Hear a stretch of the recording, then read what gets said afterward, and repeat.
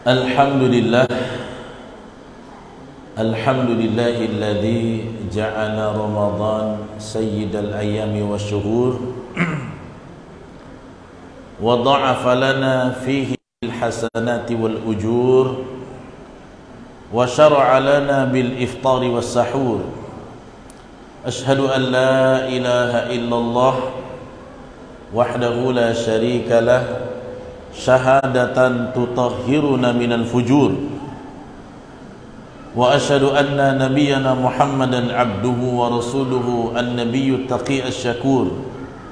Allahumma salli wa sallim wa barik ala sayyidina Muhammadin wa ala alihi wa ashabihi ila yaumil ba'thi wan nusyur, amma ba'd.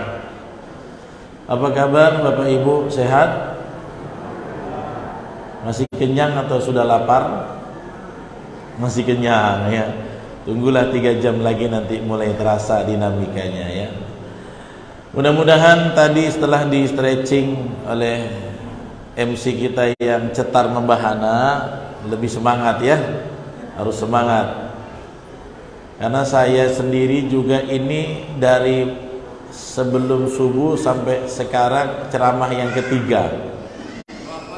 Jadi saya itu Sabtu yang lalu ngisi juga di sini Ustaz, ya di Sakinah. Tapi Ustaz Ansori minta lagi pekan ini. Saya takut As-Sakinah bosan lihat tampang saya terus, gitu ya. Iya. Jadi ini jam segini hari Sabtu ini Ustaz Ansori yang paling fenomenal. Kenapa? Cairan sudah mau habis, zuhur belum lagi.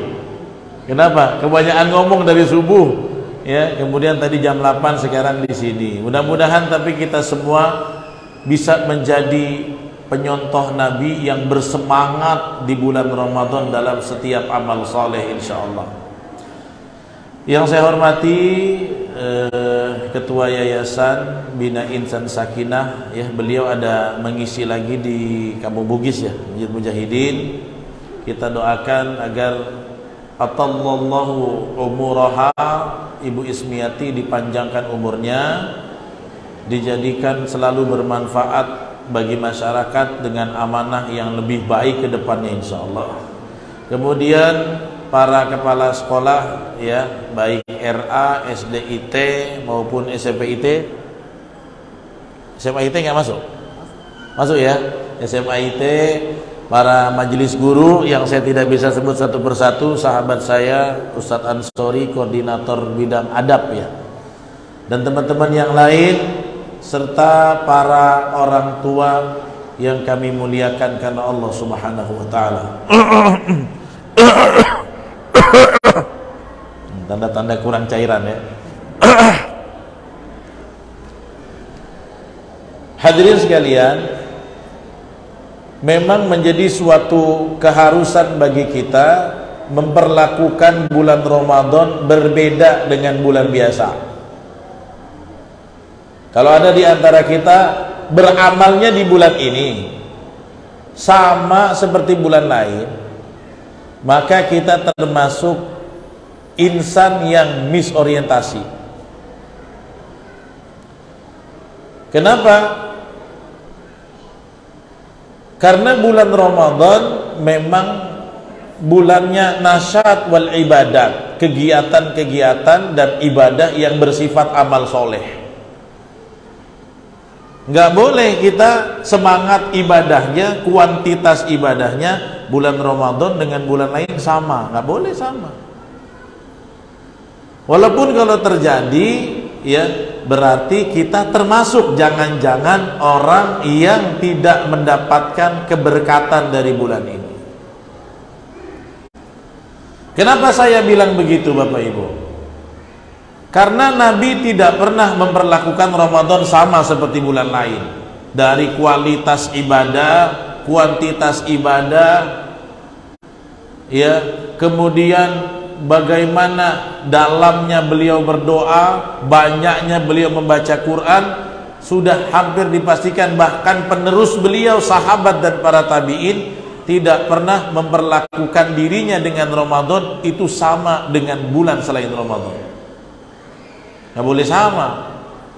Kalau sama ada yang salah. Mungkin Ramadan akan berlalu, tapi barokah tidak nyangkut buat kita di Ramadan kali ini. Makanya tidak boleh sama. Oleh karena itu di dalam hadis riwayat Imam Abu Daud, Nabi itu dibilang kalau bulan Ramadan tuh kana ajwadun nas, orangnya sangat ringan. Wa kana ajwadu fi Ramadan, bahkan lebih ringan lagi kalau sudah bulan Ramadan. Sampai diistilahkan oleh para sahabat, Nabi itu kalau sudah bulan Ramadan cara beramalnya wa kana ajwadu karihil mursalah. Beliau itu sangat ringan terhadap kebaikan. Di bulan Ramadan lebih ringan lagi, seperti angin yang berhembus. Angin berhembus nih gimana kira-kira? Ngalir, tidak pernah berhenti. Dia akan memenuhi ruang dan waktu. Angin berhembus. Ternyata apa? Nabi itu kalau di Ramadan dan di luar Ramadan beda. Nabi itu kalau sudah masuk Ramadan lebih ringan dalam kebaikan, dalam segala aspek. Infak ya, beliau tuh kalau bulan Ramadan ibaratnya kita hari ini beliau berinfak mungkin satu hari 50 dirham 40 dirham, tapi kalau sudah di bulan Ramadan 500 dirham. Ada akselerasi yang lebih kalau sudah bertemu dengan bulan ini. Oleh karena itu Bapak Ibu, nggak boleh sama semangat ibadah kita di bulan ini dengan bulan yang lain. Apalagi nggak semangat kalau di bulan Ramadan jarang ke masjid, jarang baca Quran, sedekahnya minimalis, sholatnya minimalis. Kalau di bulan Ramadan sudah jeblok seperti itu, bagaimana di luar bulan ketaatan ini? Walaupun memang ada yang mengatakan, Ustaz, kita kan beramal bukan cuma semangat di Ramadan. Oh, dari mana taunya begitu? Kunu rabbaniyin wala takunu ramadaniyin. Jadilah hamba Allah, bukan jadi hamba Ramadan. Memang betul, kita itu memang harus beramal di Ramadan dan di luar Ramadan, semangatnya sama. Tapi tentu yang namanya kuantitas tentu berbeda, karena ini bulan spesial, momen spesial. Makanya harus persembahan amalan yang spesial di luar dari hari-hari biasa.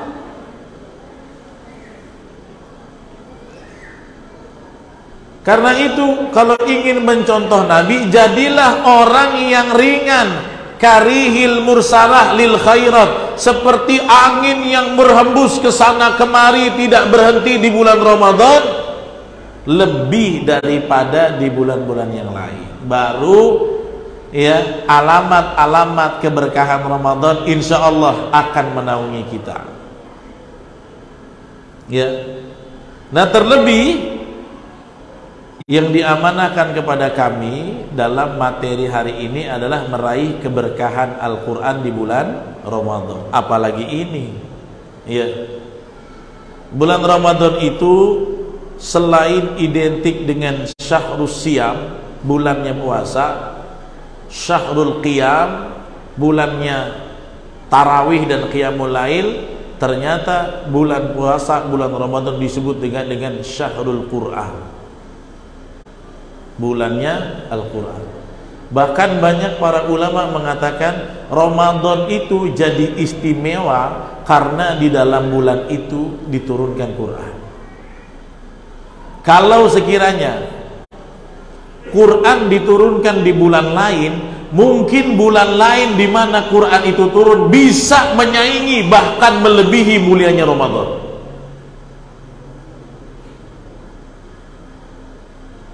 Jadi munasabat keterkaitan keagungan Ramadan salah satu unsurnya apa? Karena ada Al-Quran turun di situ. Itulah yang membuat value-nya Ramadan jadi tinggi. Kenapa? Karena ada kitab yang maha tinggi, maha suci, yang paripurna diturunkan di bulan itu, membuat kelas bulan ini jadi naik di antara bulan-bulan yang lain, yaitu Al-Quranul Karim.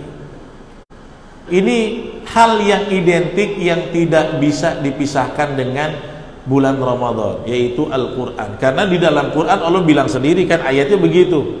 Syahrul Ramadan alladzi unzila fihil Quran ila akhir ayat. Bulan Ramadan adalah yang bulan di dalamnya diturunkan Al-Quran.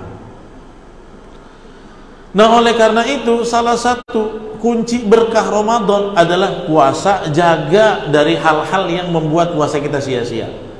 Qiyam, sebanyak-banyaknya lah qiyam yang baik, yang berkualitas. Dan yang ketiga, berkah Ramadan tidak akan mampir ke kehidupan seorang insan kecuali dia mengambil sumber barokah bulan Ramadan, yaitu Al-Quran, energi daripada Al-Quran. Ya. Dan ini dicontohkan oleh Nabi sendiri. Nabi itu kalau di bulan Ramadan khatamnya sampai 2 kali. Ya. Kalau Bapak Ibu tahu, bahkan itu standar umumnya, yang paling normal, ideal. Ternyata di luar itu ada sahabat yang lebih lagi dari standar yang Nabi buat. Kenapa? Ya, aku bisa lebih dari itu. Wa ana aqwa min hadza. Aku bisa kuat tapi lebih dari itu. Sampai akhirnya ada seorang sahabat yang namanya Abdullah bin Amr bin Al-As. Dia itu kalau bulan Ramadan setiap 3 hari khatam. Sanlatnya Abdullah bin Amr bin Al-As, ya. Kalau ibaratnya acara kita kemarin Yaumul Ma'al Qur'annya, ya. Kemarin Yaumul Ma'al Qur'an sehari targetnya berapa juz tidak Ustaz? 1 juz. Kalau Abdullah bin Amr bin Al-As, beliau bikin acara Yaumul Ma'al Qur'an 3 hari khatam sekali, dan itu berlalu terus-terusan, ya. 3 hari khatam. Di bulan Ramadan beliau bisa 10 kali khatam. Itu Abdullah bin Amr bin Al-As. Ternyata turunannya ada yang lebih dahsyat lagi, Imam Syafi'i. Ya, Imam Syafi'i kalau Anda mau ikutin, nggak tahu langsung, ya, langsung kepala keleyengan atau teka ini koyak-koyak. Imam Syafi'i kana yaqra'ul Qur'an fi Ramadan. Beliau itu senantiasa membaca Al-Quran di bulan Ramadan situna khutmah, 60 kali khatam sebulan. Coba bayangin, kalau 30 hari khatamnya 60 kali, berarti sehari berapa kali? 2 kali khatam. Tanya Ustadz Ansori, kita yang sudah hafal saja, baca sengebut-ngebutnya 15 juz, itu teka udah koyak-koyak, saya bilang itu. Ya Ustaz ya, yang udah hafal, apalagi yang masih sendat-sendat. Wa taba'u ma tatlu syayatinu alamul mu'mul, apalagi yang begitu. Tapi lihat betapa Imam Syafi'i paham, kalau Ramadan aku ingin raih keberkahannya, tidak ada keberkahan lain kecuali ta'amul ma'al Quran aktsar, lebih banyak aku bersama Quran. Sampai sehari khatam 2 kali, coba baca khataman 2 kali dalam sebulan.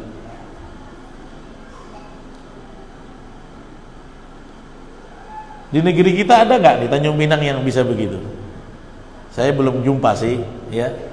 Kalau di Magetan ada, tapi 1 hari khatam 1 kali, ya. Jadi di Jawa Timur ada daerah namanya Magetan, disebut dengan Temboro. Ya, di Temboro itu pesantrennya ada yang ada 4 tingkat. Tingkat di atas tuh khatamnya 1 malam, tarawihnya langsung khatam 30 juz. Yang di bawah 20 juz, bawahnya 10 juz. Jadi terserah mau ikut yang level mana tuh. Kalah kan ayam ricis levelnya. Kita jangan cuma makanan pakai level, intensitas bersama Quran pakai level dong. Kalau makan yang pedas maunya yang paling tinggi. Kalau mau pilih Al-Quran, pilihnya yang mana? Yang paling rendah Ustaz. Ada nama seorang santri namanya Hasan Al-Basri Al-Hafidh. Dia kalau ngimami sendirian 8 jam 30 juz.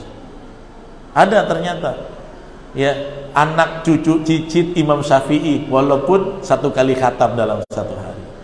Nah, athar-athar ini apa tandanya? Apa? sinyalnya bahwasanya apa? Kedekatan dengan Al-Quran memang harus dirajut lebih intens daripada di bulan yang lain. Padahal Bapak Ibu, dalam kitab-kitab para ulama sebenarnya baca Quran lebih dari 10 juz sehari itu dilarang, Ustaz. Nabi kan bilang, ya, kalau kamu mau khatam Quran dalam sebulan, ini ideal, ini paling normatif. Makanya Nabi bilang, iqra'il Quran fi syahr, hatamkanlah Al-Quran dalam 1 bulan. Ini yang paling ideal. Makanya itulah diinisiasi program yang namanya Odoj. Odoj ini kan hasil ijtihad, bagaimana dalam 30 hari kita bisa khatam. Berarti dibagi 30 juz, setiap hari satu juz. Kemudian sahabat tadi yang namanya Abdullah bin Amr bin Al-As, dia bilang apa? Ana aqwa min hadza, saya bisa lebih kuat dari itu. Maka Nabi bilang, iqra'il Quran fil ashr, kamu hatamkanlah setiap 10 hari. Kemudian kata Abdullah bin Amr bin Al-As, aku bisa lebih kuat lagi Nabi, khatamkanlah Al-Quran fil usbu', setiap 1 pekan, 7 hari. Sampai kata beliau, aku masih lebih kuat lagi Nabi. Ya udah, kalau memang begitu silakan kamu hatamkan Quran paling banter ya, selama 3 hari khatam 1 kali. Jangan kamu tambah lebih dari itu. Apa yang jadi masalah? Takutnya ayatnya dibaca terlalu tergesa-gesa. Yang kedua, tidak bisa memahami saking terlalu ngebutnya dalam membaca. Sementara Al-Quran itu kan tujuannya untuk dihayati dan ditadaburi. Secara normatif ulama melarang untuk mengkhatamkan Quran lebih cepat daripada 3 hari. Tetapi ternyata itu konteksnya tidak berlaku di bulan Ramadan. Makanya kata para ulama, ya, naha al-ulama an yukhtimal Quran akthar, ya, atau asra min thalathati ayyam. Para ulama melarang kita mengkhatamkan Quran lebih cepat daripada 3 hari. Misalnya ada yang mau sehari, tetapi perkara ini laisa fi syahril mufaddalat, tapi larangan itu tidak berlaku di bulan-bulan yang penuh kemuliaan kasyahri Ramadan. Salah satunya apa? Di bulan Ramadan. Apa hikmahnya? Memang dituntut kita akrab-akrab dengan bulan Ramadan lebih banyak di bulan ini daripada hari yang lain. Ya, ini mau baca, mau ngerti, mau tidak, mau faham, mau tahu tafsir atau tidak, intinya apa? Kalau engkau akrab-akrab dengan Al-Quran di bulan ini, keberkahan akan menaungi kamu. Nah, itu yang penting buat kita.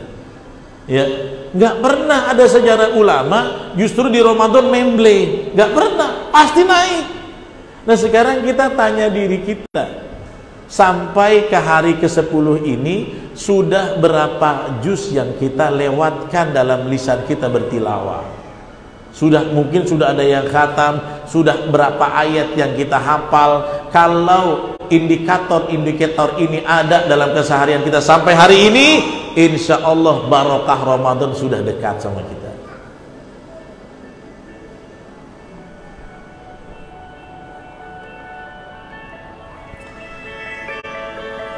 Tapi kalau ada di bulan Ramadan sampai hari ke-10 mushafnya belum dibuka, gimana nih Ustaz Ansori?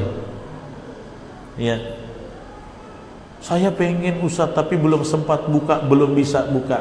Nah, kalau memang keadaan seperti itu ada di antara kita yang sampai detik ini belum sempat buka Al-Quran, banyak-banyak istighfar dan taubat kepada Allah. Mungkin ada orang yang sangat ingin sekali, tapi apa? Karena dosa-dosanya yang dia lakukan sehingga Al-Quran itu nggak mau dekat sama dia. Solusinya tidak ada lain, tidak bukan banyak istighfar dan taubat. Bayangkan kalau di bulan yang mulia diturunkannya Quran aja kita tercekal dari baca dia, bagaimana di bulan lain? Makanya para ulama mengatakan kalau ada seorang hamba, seorang muslim, ya, asobahu kaslan fi Ramadan, dia ditimpa malas yang luar biasa, tidak semangat beramal soleh di bulan Ramadan, maka di luar Ramadan dia hancur lebur. Kalau di sini aja malas, apalagi di bulan biasa, hancur lebur dia. Maka solusinya bagaimana? Banyak tobat, banyak istighfar, dan memulailah agenda-agenda amal soleh yang sekarang sudah direncanakan segera direalisasikan. Kenapa Bapak Ibu? Karena bisa jumpa dengan bulan ini bersyukur betul. Ya, hari ini bisa kita salat di sini bersyukur. Apalagi saya Bapak Ibu. Saya ini hari ini sudah 10 hari bulan Ramadan. Ini kayak mimpi Ustaz Noval. Kayak mimpi saya. Kenapa? Saya ini kan orang yang hampir mati. Sikit lagi liang lahat. Kapan Ustadz itu? Waktu kerajaan Covid menyerang itu. Ada yang tahu nggak Ustadz Riza hampir mati? Kan ada di media sosial. Ya. Saya itu Bapak Ibu 35 hari di ruang isolasi mawar. Di penjara di situ ya, kayak di penjara, tapi dipenjarakan supaya saya sehat. Ya mungkin di antara Bapak Ibu ada yang sama kayak saya, satu angkatan alumni Covid. Tapi kayaknya saya yang diangkat jadi alumni terbaik 2021. Kenapa? Waktu itu ceritanya saya punya komorbid namanya diabetes mellitus. Jadi segala obat diminum nggak mempan Pak. Karena apa? Gulanya tinggi. Makanya ketika saya masuk itu saya sudah bertahan 5 hari di rumah. Batuknya sampai 3 hari 3 malam nggak bisa tidur sama sekali. Inilah yang membuat saya di ujung nyawa. Orang kalau sudah nggak tidur 3 hari ya nggak ada oksigen, nggak bisa masuk. Akhirnya bertahan di rumah di zaman-zaman Covid waktu itu. Saya telepon seorang dokter yang baik hati. Kemudian dia pantau terus, Ustadz nafasnya gimana? Gak bisa nafas saya dok, udah mulai sesak kali. Ustadz harus dibawa ke rumah sakit. Akhirnya dijemputlah dengan beliau, didampingi, diperiksa saturasi oksigen di bawah sudah hampir 70, ke bawah lagi coba. Ini udah tinggal lagi aja malaikat maut sedikit lagi. Kalau 60 saturasi oksigen ke bawah, tinggal tunggu Israil aja yang ngantarin itu. Akhirnya saya dibawa sampai ke sana, rupanya diperiksa dokter paru, pneumonia bilateral. Semuanya sudah lendir, batuknya udah darah. Batuk darah saya sudah total. Sampai akhirnya di hari kedua saya di rumah sakit, saya jatuh pingsan karena sudah kehabisan oksigen, udah susah, nggak kuat lagi. Gara-gara saya ke WC, saya lepas oksigen sebentar, saya nggak bisa nafas lagi, akhirnya pingsan. Waktu pingsan setengah sadar, setengah tidak itulah masa kritis saya datang. Bapak Ibu tahu apa yang terjadi? Datanglah salah seorang dokter. Waktu itu istri saya nemanin, karena dia juga ter-Covid supaya bisa jagain saya. Kan kalau nggak Covid nggak boleh dampingi. Datanglah dokter ini bilang, saya lagi kata dokter bilang apa? Ibu ikhlaskan ya Bu, Ibu relakan ya Bu. Aku yang lagi megang-megang, jangan ikhlas dulu, masih ada aku di sini.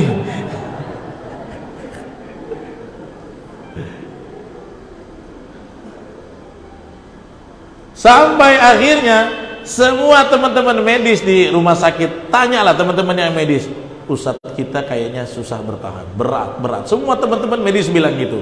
Diagnosisnya Ustadz Riza berat. Karena lihat dari perkembangannya udah parah, udah putih semua. Obat nggak masuk, nggak bisa nafas. 3 hari nggak tidur, 3 hari 3 malam. Akhirnya sampai saya lihat istri saya sudah kontak-kontak sama adiknya. Macam mana kalau abang mati dalam Covid? Kata adik ipar saya, kita culik aja jasadnya. Padahal aku belum mati lagi. Mereka sudah pikirkan tentang fardu kifayah lagi. Aduh, nggak kebayang Bapak Ibu. Yang saya ingat cuma 2 aja waktu itu. Kalau Bapak Ibu mungkin belum pernah mengalami kritis kan? Kalau kritis itu waktu saya yang ingat 2. Yang satu utang, yang satu dosa. Itu aja. Mungkin karena misi inilah dipanjangin lagi. Kau selesaikan dulu utang dan dosa-dosamu Riza, ku berikan panjang umur lagi. Akhirnya Bapak Ibu, saat itu istri dan dokter bisikin saya, Abang, kalau Abang bisa bertahan dari malam ini 24 jam di atas 85 saturasi oksigen, maka Abang mudah-mudahan bisa bertahan. Tapi kalau tidak, Abang akan diintubasi. Diintubasi itu ditidurkan, seperti Pak Wali kita. Sudah susah kalau sudah ditidurkan. Ya, prosentase selamatnya sudah minim. Akhirnya apa? Saya minta santri-santri doa khatam Quran tiap malam. Khatam Quran, khataman tiap malam, khataman rame-rame. Karena doa setelah khatam Quran itu mustajabah. Doa-doa jemaah-jemaah, ibu-ibu doakan. Allah berikan keajaiban ya. Malam itu dipasangkan satu alat namanya entah ventilator, entah respirator. Itu saya diikat, dibekap, kemudian anginnya dipaksa masuk, ditendang. Masuk oksigennya. Saat itu bisa tidur saya. Saat bisa tidur itulah kehidupan akhirnya tersambung lagi. Walaupun saya terbaring itu 20 hari di tempat tidur, gak bisa turun, betis ini dagingnya udah lembek semua Pak. Belajar jalan lagi saya 3 hari.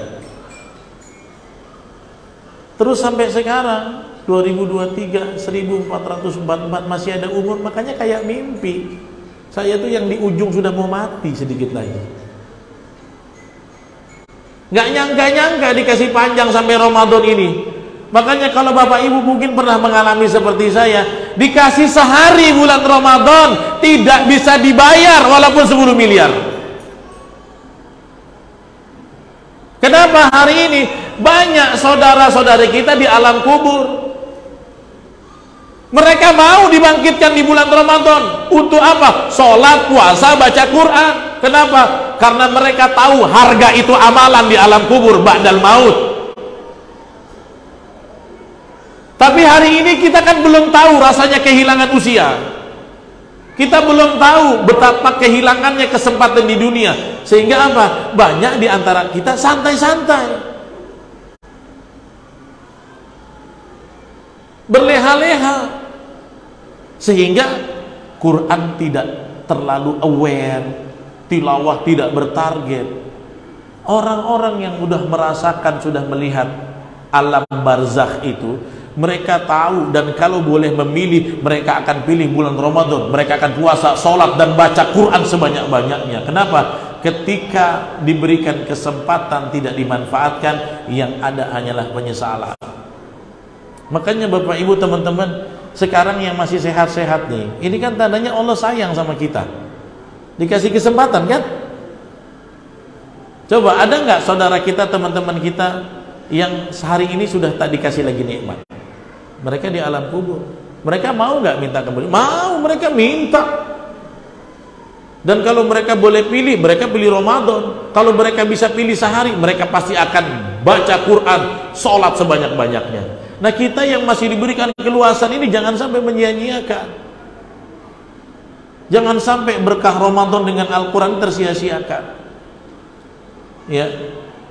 Makanya di dalam surah Al-Mu'minun Allah pernah bilang ada orang yang waktu di dunia ada kesempatan beramal santai-santai, Al-Quran rencana khatam tapi tak dilakukan, tak dibuka-buka, tak dibaca-baca. Ingin sedekah, nantilah, inilah, itulah. Sehingga apa?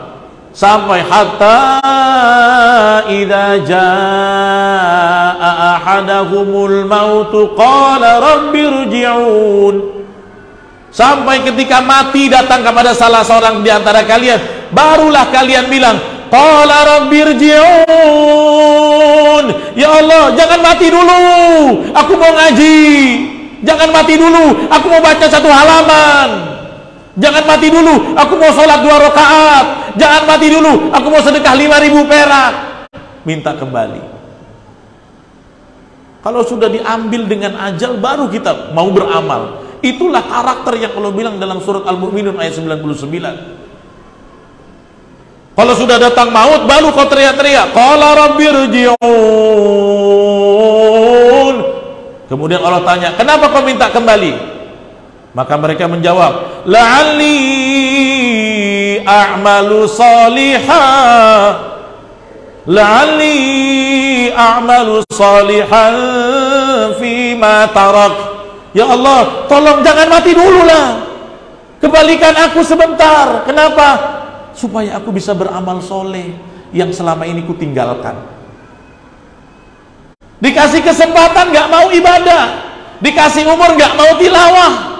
Giliran umur sudah habis, minta balik, baru mau lakukan itu semua. Nyesal kan? Makanya di ayat selanjutnya Allah bilang apa? Kalla innaha kalimatun huwa qailuha. Sekali-kali tidak. Rumus kalau udah mati nggak akan pernah kembali. Kata Allah apa? Innaha kalimatun huwa qailuha. Pembicaraan dia, kata-kata itu hanya dalih. Mulai sekarang kata Allah apa? Wa min waraihim barzakh. Setelah ini di belakang kamu hanya ada alam barzakh. Ila yaumi yub'atsun, sampai nanti hari dibangkitkan padang mahsyar. Itu orang yang udah mati baru mau ngaji, mau sholat, mau sedekah, beramal soleh. Makanya teman-teman, Bapak Ibu, sebelum jadi begitu, sekarang ada kesempatan, manfaatkan. Manfaatkan.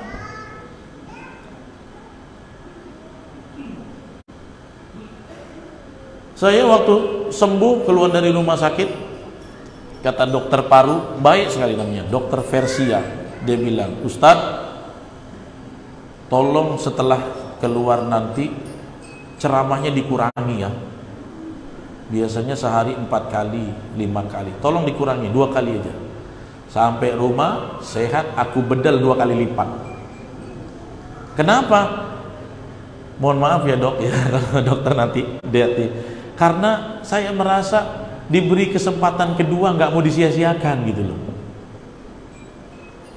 Waktu mau mati itu yang dikhawatirkan tuh Bapak Ibu, takut amal tak cukup, itu aja yang saya tuh khawatir.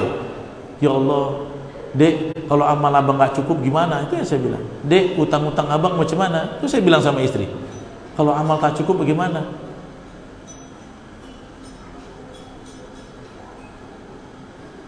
Kata orang, Ustadz kan sudah hafal Quran. Mana ada jaminannya? Belum tahu jaminan lagi. Ya, orang Umar bin Khattab saja, ya, dia pernah tanya kepada seorang sahabat, kalau tidak salah namanya Ka'ab. Ya Ka'ab, ya akhbirna anil maut. Umar bin Khattab nanya sama Ka'ab, tolong berikan kami kabar tentang kematian. Nekat Umar nanya. Ka'ab ini orang yang memang paling hikmah kata-katanya dan memang menyentuh hatinya itu, ke hati orang kalau bicara. Kata Ka'ab bilang, ya Umar, lau kana indaka ya sab'ina amalan minal anbiya la yukfika fil mahsyar awil maut atau kama qala. Kata Ka'ab apa? Wahai Umar, kalaupun engkau mati punya amalan 70 orang nabi, kau merasa amal itu tidak akan pernah cukup. Umar bin Khattab aja merasa nggak cukup, apalagi kita. Khattab aja bukan, apalagi Umar. Coba, terus pede gitu. Saya akan sambut kematian tanpa banyak tilawah, tanpa banyak bersama Al-Quran. Makanya teman-teman jangan sia-siakan ini program sanad ini. Mungkin ini salah satu umur yang paling berharga seumur hidup kita kan. Nanti ketika dihitung, wah itu kamu duduk majelisnya bukan mikirin dunia, membahas tentang Al-Quran. Ya, nah itu. Makanya mulai sekarang coba ditargetkan, sudah berapa juz yang kita baca, sudah berapa ayat yang kita hafal, sudah berapa lembar yang kita murojaah, sudah berapa inventaris ya ayat-ayat itu membasahi lisan kita dari awal Ramadan sampai dengan saat ini. Kenapa?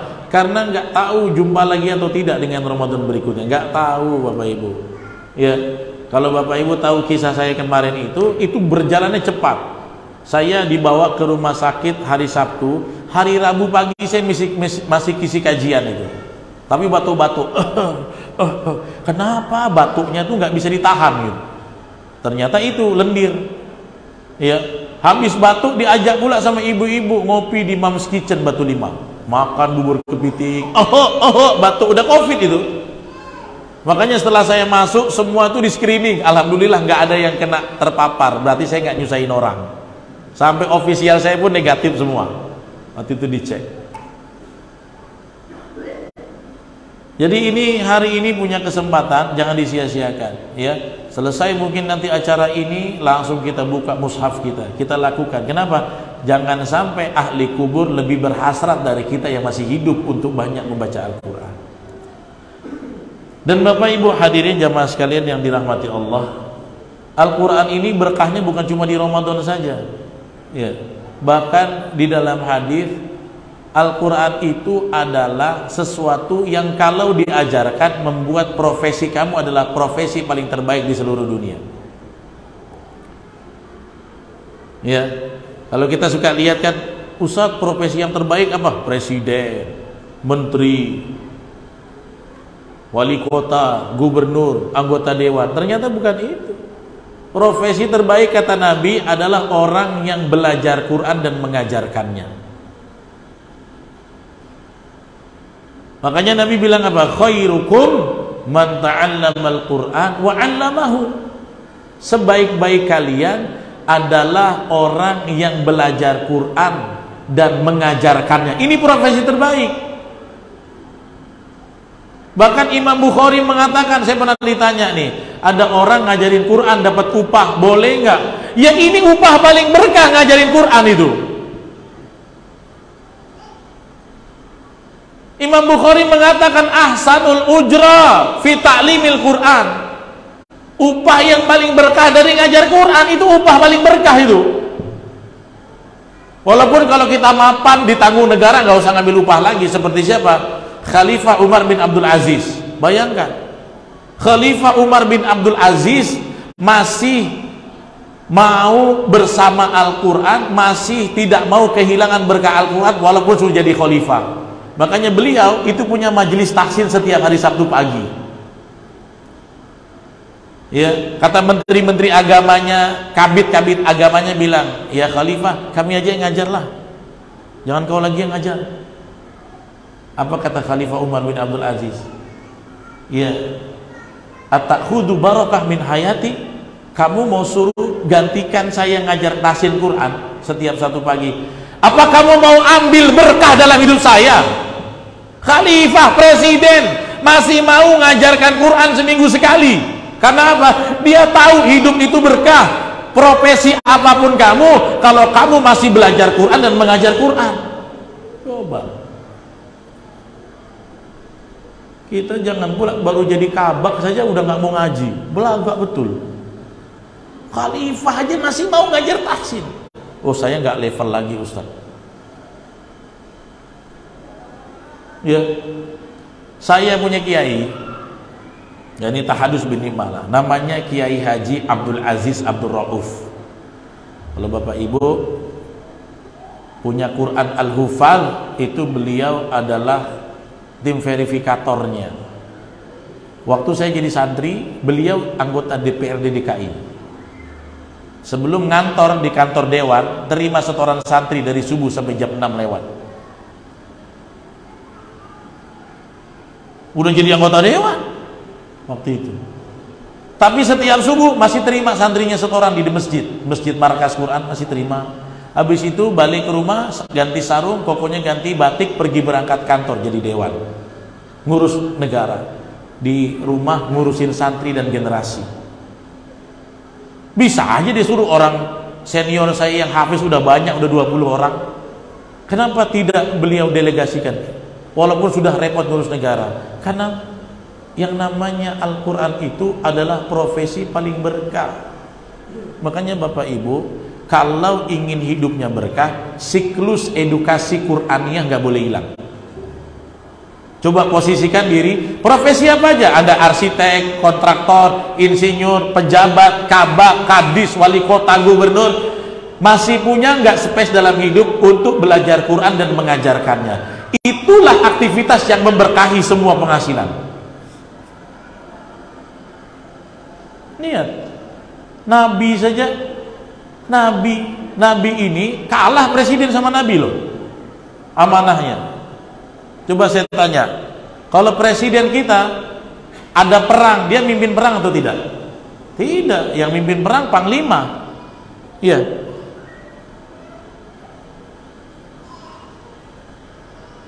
Presiden kita ngajar nggak ke anak-anak?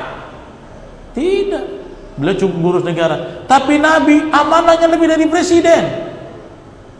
Beliau masih ngajarkan ahlu sufah, santrinya di Masjid Nabawi. Kalau perang, beliau jadi komandan perang.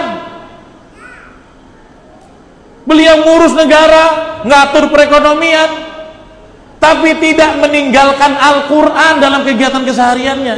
Buktinya apa? Dalam hadis riwayat Abu Daud, setiap bulan Ramadan, kana yalqahu Jibril fi kulli lailatin min Ramadan. Setiap malam Nabi masih beral-Quran ria bersama Jibril. Ngapain? Yudarisuhul Quran, saling belajar dan mengajarkan Quran. Jadi Jibril bawa wahyu, langsung dibacakan masuk ke hati Nabi. Nabi tasmikan, perdengarkan lagi di hadapan Jibril. Kalau ada yang salah, letak ayatnya, Jibril koreksi. Tadarus, bahasanya pakai tadarus. Nabi sudah pangkat dengan amanah berbagai dimensi, tidak mau hilang hidupnya dengan kegiatan Quran. Makanya ini Bapak Ibu, nanti ada tawaran rumah tahfiz As-Sakinah untuk orang tua, daftar. Quran itu keberkahan untuk semua manusia dengan profesi apapun. Jangan pula bilang, saya kan PNS Ustadz, saya nggak mesti belajar Quran. Nggak ada. Al-Quran itu bukan cuma untuk Ustadz. Bukan. Al-Quran itu pedoman kita semua. Kita mau jadi PNS, mau jadi gubernur, mau jadi wali kota, mau jadi pejabat, mau jadi guru, mau jadi ustadz, kalau hidupnya berkegiatan Al-Quran jadi warna hidup kita, barokah hidup kita. Itulah yang Nabi bilang sebaik-baiknya. Makanya para salaf dulu bilang gini, gara-gara kami sibuk dengan Al-Quran, hidup kami berkah, sampai harta pun melimpah. Apa kata mereka? Salah satunya, kalau saya tidak salah, Al-Imam Asy-Syaukani. Beliau mengatakan, ya, gomaratna, ya, istagolna hadal kitab, fagomaratna barokat wal khairat. Kami itu di zaman kami sibuk dengan Al-Quran ini, belajarnya, menghafalnya, mengkajinya, mengajarkan tafsirnya. Istagolna hadzal kitab, kami sibuk hari-hari dengan kitab ini, sehingga apa? Fagomaratnal barokat wal khairat. Gomarat itu artinya Allah cucurkan keberkahan kami, kebaikan bagi kami, sehingga apa? Kalau kami sibuk dengan Quran, tadinya jualan 5 jam, 7 jam, kami hanya jualan 2 jam, tapi hartanya melimpah. Para ulama tuh jangan dikira nggak cari duit, tapi apa? Waktunya efektif. Coba Bapak Ibu lihat Imam Hambali, Imam Hanafi, jualan kain tenun, jualan bahan-bahan tekstil kalau kita sekarang. Tapi jualannya nggak ngoyo, 3 jam, 4 jam. Sedekahnya kemana-mana, uangnya lebih banyak, uang lebihnya banyak untuk sedekah bantu orang. Imam Hanafi, kenapa? Karena hidupnya sibuk dengan Al-Quran dan ilmu agama. Kalau kita sibuk cari kapital, Qurannya nggak dibaca, utangnya nggak habis-habis. Kenapa? Yang kita cari nominal jam kerja, bukan barokah. Bener deh. Bapak Ibu, kalau dalam setiap hari aktivitas, setiap pekan itu ada kesibukan belajar dan mengajarkan Quran, coba rasakan keberkahannya ke penghasilan loh. Ya, Al-Imam Hasan Al-Banna itu kan punya bisnis reparasi arloji, tapi kesibukannya apa? Quran, ngajarin Quran, dakwahin Quran, nyari duitnya nggak usah ngoyo. 4 jam, 5 jam, sholat, dakwah, sholat, hidup kenyang. Kenapa? Karena keberkahannya ngalir. Kalau kita luar biasa, udah kerja 8 jam, ditambah lembur lagi plus. Sehingga gara-gara lembur tenaga habis, waktu habis, nggak sempat lagi baca Quran, apalagi hafal Quran. Tapi ya utangnya nggak lunas-lunas. Apa masalahnya? Karena kita sibuk mencari nominal, kita lupa mencari barokah. Ya. Jadi Bapak Ibu, jangan sampai ya hidup kita kehilangan berkah karena kita tidak dekat dengan Quran. Ya, ini saya pesan. Ya. Salah satu berkah tadi kan kita bicarakan berkah Ramadan. Ada yang kedua, berkah kapan? Berkah di kubur. Ini kan harus kita pikirkan. Ternyata salah satu amalan yang bisa menyelamatkan kita di kubur adalah Quran. Dalam hadis riwayat Abu Daud dikatakan, ya, bahkan Nabi pernah mengatakan apa? Inna suratan minal Quran. Sesungguhnya ada satu surat di dalam Al-Quran, thalathuna ayah, yang jumlahnya 30 ayat, syafaat li rajulin, akan jadi syafaat penolong seseorang, hatta ghufira lahu, sampai dia diampuni. Jadi satu hari Nabi pernah lewat kuburan, tiba-tiba kuburannya bercahaya dan Nabi dengar lantunan sebuah surat di dalam kubur itu. Coba, merdu gitu. Nabi kan diberikan penglihatan oleh Allah dengan izinnya. Nabi lihat ternyata apa? Di kubur itu ahli kuburnya sedang kumandangkan hafalannya surat Al-Mulk. Coba. Nabi lewat. Sampai Nabi bilang dengan sahabat yang mendampingnya, hal samita, kamu dengar nggak? Dengar nggak? Ternyata nggak diberikan izin oleh Allah. Dengar. Ternyata di kubur itu sedang berkumandang ayat Quran. Tabarakalladzi biyadihil mulku wa huwa ala kulli syai'in qadir.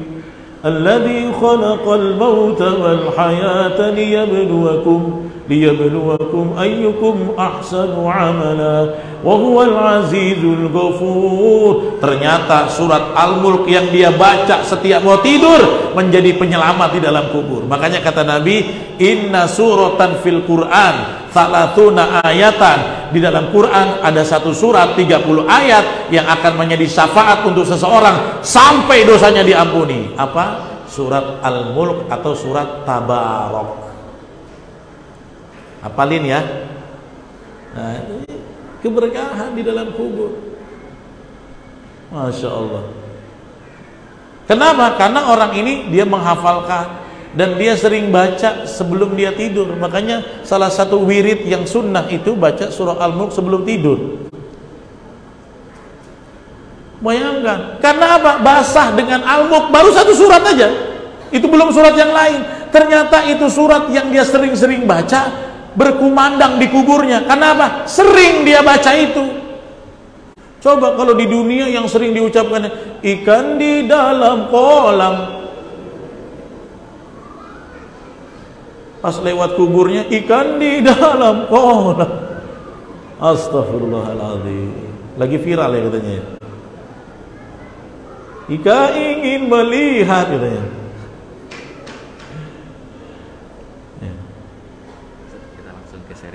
Oke. Jadi itu ya. Yang terakhir lah ya, terakhir aja lah, di kebanyakan. Ya. Dari mana keberkahan hidup kita itu bisa meluas? Ya. Dari kedekatan kita dengan Al-Qur'an. Nah, kedekatan kita dengan Al-Qur'an ini harus dari segala dimensi. Makanya semalam saya bahas di Masjid Al-Uswah. Ya, hari ini yang bikin kita miris adalah orang diorientasikan untuk membaca Quran dengan hiasan-hiasan, tapi tidak menjadi hiasan akhlak. Ya, Al-Quran memang boleh dibaca dengan bagus, itu sunnah, tapi harusnya jadi perilaku. Ya, kenapa? Ada orang yang jauh dari Al-Quran sehingga hidupnya sempit. Tadi saya bilang, jam kerjanya banyak, jabatannya tinggi, tapi kok sempit aja. Nah, itu diantaranya apa? Terlalu cuek dirinya, tidak dihiasi kesibukannya dengan baca Quran, paham Quran, mengamalkan Quran. Makanya Bapak Ibu kalau ingin barokah hidupnya, ya udah jangan berpaling dari Quran. Kalau ada acara Quran datang, kalau ada peluang baca Quran baca. Ya. Di dalam surat Thaha Allah mengatakan, "Wa man a'rada 'an dzikri fa inna inna lahu ma'isyatan dhanka. Kata Allah apa? Barang siapa berpaling dari zikri peringatanku Al-Quran, fa inna lahu ma'isyatan dhanka, maka buat dia kehidupan yang sempit. Kenapa? Karena kamu berpaling dari Al-Quran. Wa nahsyuruhu yaumal qiyamati a'ma. Ya, dan kami himpun di hari akhirat dia bersama orang-orang yang buta. Jadi tiba-tiba waktu di dunia dia bisa lihat, sampai akhirat buta. Buta di akhirat, waktu hidup sempit lagi. Hartanya ada, tapi ngutangnya nggak lunas-lunas. Itulah, nggak pernah cukup. Kenapa? Karena tidak ada keberkahan. Kemudian orang ini protes. Qala rabbi lima hasyartani a'ma. Ya Allah, kenapa aku dibangkitkan bersama orang-orang buta? Wa qad kuntu basira. Dulu di dunia aku bisa lihat. Kenapa sekarang aku buta? Maka Allah balas di surat Toha. Qala kadzalika atatska ayatuna fanasitaha. Kata Allah, demikianlah dulu kami bacakan ayat-ayat kami, kau acuhkan, kau lupakan. Quran sudah ada, hafiz Quran udah banyak, majelis Quran dibuka, mushaf bertebaran di mana-mana, tidak mau juga dibaca, dipahami, dipelajari. Itu namanya apa? A'rada 'anil Quran. Kau menyueki Al-Quran, kau mengacuhkan Al-Quran. Dan sekarang kata Allah, kau pun aku tidak akan layak. Udah di dunia sempit, dibangkitkan buta. Kalau orang buta di akhirat itu nggak tahu kemana jalan selamat. Orang sekarang beramal di dunia supaya nanti bisa jalan yang lurus, selamat di jembatan Sirat, ketemu surga. Tapi kalau dia baru bangkit aja dari kuburnya udah buta, bagaimana dia mau cari jalan ke surga? Dan apa yang membuat dia buta? Menyia-nyiakan Al-Quran yang ada. Ya, oleh karena itu, ayo kita tingkatkan supaya keberkahan Ramadan, bukan hanya Ramadan, keberkahan kehidupan kita semakin meluas dengan mendekatkan diri dengan Al-Quran. Terakhir, ya, kalau ada di antara Bapak Ibu hari ini belum bisa baca Quran, Anda tidak akan selamat di hari kiamat dari pertanyaan Allah. Hati-hati loh. Iya. Misalnya nih, sampai hari ini gak bisa baca Quran, terus slow-slow aja. Nanti ketika dibangkitkan, dihisap oleh Allah, gak akan lolos, Pak. Mau alasan apa coba? Gak sempat. Ya Allah, aku gak bisa baca, gak bisa belajar, gak bisa hafal. Kenapa? Gak sempat. Apa kata Allah? Awalam nu'ammirkum, bukankah umurmu sudah kupanjangkan 40, 50, 60, 70, masih juga tak kau belajar Quran? Nanti dia bilang, gak ada uang mau belajar. Bukankah sudah kuruaskan? Allahu yarzuqukum minas sama'i wal ard. Allah kasih kau rezeki dari langit, dari bumi, masih alasan gak ada uang? Gak ada yang ngajarin. Apa kurang itu? As-Sakinah menyeru. Ustadz Ansori ada, guru-guru ada. Alam yatikum nadhir, bukankah sudah datang pemberi peringatan kepada kamu? Gak mau belajar juga, gak mau baca juga. Maka tidak ada orang yang bisa mengelak kalau dia tidak bisa membaca Quran. Ustadz jangan bikin takut lah, memang sengaja. Nanti kalau ada Bapak Ibu ada yang belum bisa baca Quran, jangan tidur nanti malam, takutnya besoknya mati. Ustadz ini bikin takut. Saya kasih solusi, segera daftar di rumah tahfiz As-Sakinah. Itu solusi. Ustadz saya malu. Malu tuh bukan malu mau belajar ngaji, malu tuh kalau kau mati jumpa Allah tak bisa baca firman-Nya, itu yang malu. Iya kan? Kalau malu sama manusia muka tembok aja, yang penting aku jangan masuk neraka. Ya, jadi saya nggak mau ada di majelis ini, ada di antara Bapak Ibu yang tenang-tenang belum bisa baca Quran. Ya, kalau perlu bingung juga, gengsi saya ke As-Sakinah, WA saya lah, WA Ustadz Ansori, Ustadz cariin guru hafiz yang bisa datang ke rumah, kita carikan. Kita carikan, ya. Saya pernah ngajarin seorang jenderal, ya, brigjen dari nol, Pak. Cuma tugas dia lagi ada tugas sekolah untuk kenaikan pangkat, tapi dia pengen belajar Quran. Dalam 3 pekan bisa dari nol bisa baca Quran. Bagaimana kisahnya? Nanti kelamaan kalau saya terusin, ya. Karena Bang MC udah senyum-senyum sama saya. Jadi gitu Bapak Ibu ya, semangat. Bulan ini kalau yang belum bisa harus bisa, kalau sudah bisa perbanyak tilawah, kalau tilawahnya sudah ada target khatam, kalau khatamnya sudah teratur hafalkan surat-surat yang penting dan bisa kita pakai untuk ibadah kita. Demikian yang bisa kami sampaikan, terlebih terkurang mohon maaf, kami kembalikan kepada Bang Siddiq, ya, kepada beliau kami persilakan. Masyaallah. Allahu Akbar. Allahu Akbar. Allahu Akbar. Baik Bapak Ibu, baru saja kita mendapatkan edukasi yang begitu luar biasa dari Ustaz kita, Ustaz Firza, tentang meraih keberkahan Ramadan dengan Al-Quran. Nah, Bapak Ibu, dari apa materi yang tadi disampaikan, mungkin ada di antara kita yang ingin bertanya atau ingin mencari solusi atau ingin lebih termotivasi lagi. Silakan saya berikan kesempatan kepada Bapak Ibu yang ingin bertanya. Dan untuk spesial hari ini panitia menyiapkan 5 door prize terbaiknya. Jawab. Ini jangan bertanya gara-gara door prize saja. Ada? Silakan Bapak Ibu. Masya Allah Ustaz, pemaparan antum tadi itu luar biasa, dipahami semua Ustaz. Iya ya. Tapi nggak ada yang bertanya. Kalau gitu saya yang nanya lah. Hah? Saya yang nanya ya. Dan saya tidak siap menjawab. Ada Bapak Ibu? Silakan. Masya Allah. Ya. Mohon izin Bapak sebutkan nama ya Pak, dari mana? Assalamualaikum warahmatullahi wabarakatuh. Waalaikumsalam. Warahmatullahi wabarakatuh. Ustaz yang kami muliakan, guru, ustaz-ustazah, serta orang tua yang kami hormati. Ustaz, dari dulu saya ini mohon izin Ustaz, agama ini masih awam Ustaz, belum terlalu makin mensekolahkan anak di sini, biar anak itu betul-betul paham dengan agama.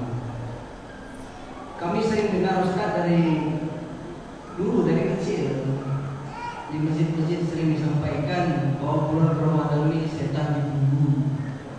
Nah, dalam hal kajian kita pagi ini, kenapa masih terbelenggunya setan itu masih berat kita baca Al-Quran itu? Sebentar baca dan mantul. Apa kira-kira masalahnya itu Ustaz? Sehingga dengan terbelenggunya siapa yang menggoda kita untuk berbanyak baca Al-Quran? Terima kasih Ustaz.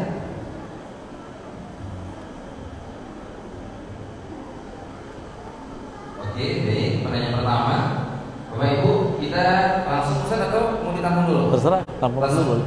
Tampung Langsung. dulu. Baik. Langsung aja. Langsung dari Ustaz. Oke. Biar lebih Ya. terasa pertanyaannya Iya. di bulan Ramadan itu setan dibelenggu. Kami banyak setan yang berkaitan juga kali ya. Iya. Nah, sampai kemudian kenapa kok baca Al-Quran bentar aja udah ngantuk gitu ya. Nah, padahal setannya dibelenggu. Silakan Ustaz. Iya, memang di dalam hadis disebutkan bulan Ramadan itu tughallu fihi syayatin. Setan-setan dibelenggu memang, ya. Apakah hadis itu tidak konkret? Jelas konkret, ya. Walaupun para ulama banyak ngasih ta'liq. Illa asyayatil minal jinni wal ins, kecuali setan dari kalangan dari jin dan manusia. Ya, kalau yang bala tentaranya iblis, setan itu memang diikat, dibelenggu. Makanya dari mana kita bisa dapat bukti, ya, setan itu dibelenggu? Terbukti dari godaannya semakin minimal. Mana buktinya? Buktinya di bulan Ramadan subuhnya lebih ramai dari di luar Ramadan. Ada yang tampang-tampang di RT kita nggak pernah nampak ke masjid, tapi di bulan Ramadan nampak batang hidungnya. Tandanya apa? Setan yang biasa ngikat dia lepas.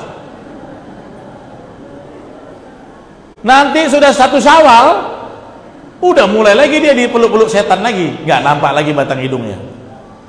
Itu buktinya memang betul-betul kan? Coba lihat, buktikan nanti di subuh-subuh ini sampai nanti 2 Syawal aja lah, jangan jauh-jauh. Tengok, setannya udah aktif lagi dia, cutinya habis. Ya, itu berarti begitu, ya. Bahkan saya Pernah begini, saya jadi imam di satu masjid di perumahan. Jadi saya imam tuh tahun pertama. Tahun pertama tuh saya masuknya bulan kalau nggak salah Dzulqa'dah. Saya jadi imam sudah 8 bulan, sekian bulan. Saya tahulah muka-muka jamaah sholat subuh kan tak banyak, cuma itu aja. Ternyata pas Ramadan pertama ada wajah baru. Langsung di depan kayak aktif gitu. Saya bilang, saya kan belum setahun di perumahan itu. Bapak warga baru ya Pak? Marah dia. Awak tuh imam baru katanya. Awak nggak tahu, aku udah 15 tahun tinggal sini. Janganlah marah, aku baru lihat batang hidung Bapak hari ini di masjid. Dia bilang, oh iya Pak Ustadz, itulah lemah saya katanya. Ternyata selama di luar Ramadan nggak pernah subuh ke masjid. Tapi di bulan Ramadan nongol. Wajarlah, saya baru tahun pertama baru nampak batang hidungnya. 8 bulan aku di sini nggak pernah nampak Bapak sholat di masjid. Hari ini ada. Itulah lemahnya aku. Tadinya mau marah, saya bilang gitu kan sambil gurau-gurau. Ya, itulah lemahnya aku saat. Kalau bulan puasa bisa, tapi kalau di luar puasa masih susah. Nah, itu buktinya apa? Memang setan terbelenggu. Ya. Terus kenapa masih ngantuk? Nah, itu yang termasuk ya godaan yang ada di dalam diri. Makanya para ulama mengatakan setan yang ada di dalam diri yang bertengger di hawa nafsu itu tidak diikat. Yang yuwaswisu, bisik-bisiki kita supaya malas itu tidak diikat. Tapi tetap potensinya memudar, potensi kekuatan dia melemah. Ya. Tapi kenapa Ustadz baca Qur'annya masih ngantuk? Itu kalau dia tak diikat, jangankan ngantuk, tak dibuka barang tuh. Itu karena diikat masih dibuka Qur'annya, masih ngantuk-ngantuk. Kalau setannya nggak diikat, Qur'annya nggak akan dibuka. Sama seperti pertanyaan gini, Ustadz, kenapa ada orang yang kok akhlaknya masih jelek? Katanya sholat itu bisa mencegah perbuatan keji dan mungkar. Ya. Tapi ada kawan saya rajin sholatnya tapi suka bohong. Berarti sholatnya nggak ngaruh-ngaruh. Saya bilang, kalau dia tak sholat, jangankan bohong, garong pun dilakukan dia. Untunglah dia sholat, jadi cuma bohong. Pasti sholat itu memberikan pengaruh wiqayah dari maksiat. Begitu juga dengan itu, ya. Tapi memang setan yang membisiki diri sendiri itu kata para ulama tidak diikat, ya. Tapi tetap kekuatan dia melemah di bulan Ramadan. Buktinya apa? Kita punya spirit yang berbeda di bulan ini dari bulan yang lain, ya kan? Orang yang nggak biasa bangun subuh jadi bisa, yang nggak pernah sholat subuh ke masjid jadi sholat. Bahkan ada orang yang nggak pernah baca Quran, di bulan Ramadan dia buka Qurannya walaupun berdebu setahun tak dibaca dia. Tandanya apa? Memang betul-betul setan diikat. Di bulan Ramadan dia bisa buka, walaupun kadang-kadang malam takbiran ditutup, tahun depan dia jumpa lagi sampai debunya tebal. Tandanya apa? Memang gitu. Terus kenapa kita membaca Quran itu ngantuk? Ya, karena memang setiap amal soleh itu dijadikan thaqilun alaina, sesuatu yang berat bebannya buat kita. Kenapa?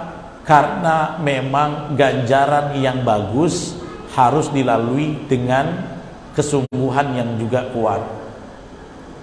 Gitu. Sama kayak bilang, Ustadz, istiqomah kok berat ya? Iya, istiqomah yang memang berat. Yang mudah itu istirahat. Kenapa? Karena istiqomah kan butuh perjuangan, istirahat enak-enakan. Ya. Dan setiap kita baca Quran ada unsur eksternal yang membuat kita berat, yaitu tadi syaitan dalam diri. Makanya kalau kita baca Quran apa? Udahlah, udah banyak lah tuh. Ya kan? Tadinya mau baca 2 halaman, dia bilang 2 baris udah mantap lah tuh. Bahkan kadang-kadang dia bernyanyi-nyanyi, tidurlah. Emang beramal soleh begitu. Tapi coba kita bukan beramal soleh, tapi beramal nggak soleh. Ya, itu kalau buka lembaran Quran ngantuk. Coba kalau buka lembaran TikTok kok nggak ngantuk-ngantuk. Kata setan apa? Tenang, ku ganjal matamu. Terus kau tengok, terus kau tengok. Ya kan? Ini kalau kita lihat TikTok, udah setengah jam ini. Tapi dikit lagi. Ikan dalam kolam belum ketemu katanya. Memang begitu. Karena dia terus menggoda kita, ya. Maka lawannya bagaimana? Melawan jerat setan itu cuma dengan keikhlasan dan mujahadah. Ya. Makanya Di dalam surat Yusuf dikatakan setan itu nyerah menggoda semua manusia illal mukhlasin, kecuali orang-orang yang ikhlas. Karena orang ikhlas itu tulus, dia melakukan karena Allah, karena dia tulus, dia siap berjuang karena Allah bagaimanapun caranya. Ya, dia tidak peduli. Itulah yang membuat setan itu lemah. Kesungguhan, keikhlasan, ketulusan dan mujahadah kita. Jadi itu normal, Pak. Masih di batas normal. Dia memang harus kita lawan. Yang bahaya tuh sebenarnya gini, kita nggak baca Quran tapi tenang. Kalau ada bapak ibu nggak baca Quran gelisah, bersyukurlah dikasih gelisah. Tandanya Allah masih panggil hati kita. Yang ngeri tuh hati orang yang sudah mati, nggak baca Quran, nggak zikir, tapi kayak nggak ada dosa, nggak dibuat gelisah. Ya, akhirnya dia diistidraj, dilenakan dengan kenikmatan. Ya, ini yang berbahaya. Tandanya faqasat qulubuhum, hatinya sudah keras seperti batu. Ini berat untuk direhabilitasi. Ya, makanya kalau ada gelisah harus kita lawan. Itu tandanya Allah masih sayang, karena dikasih sinyal-sinyal ketakwaan. Silakan yang lain. Baik. Ya, alhamdulillah. Apa nih Ustaz? Sebelum kita lanjut kita berikan refresh. Oh, ini ada. Bapak boleh maju ke depan, Pak? Ustaz tolong masuk. Oke. Silakan Pak. Ini dari Oh. ayahnya Naim, kelas 3 berapa ya Pak ya? Langsung dapat ya? Langsung dapat. Kasih Ustaz. Iya, sama-sama. Iya, semangat Pak. Alhamdulillah. Kasih Ustaz. Lawan Ustaz ya. Iya, iya, iya. Oke. Yang- Ada lagi refresh. Yang itu datang cepat. Iya, betul.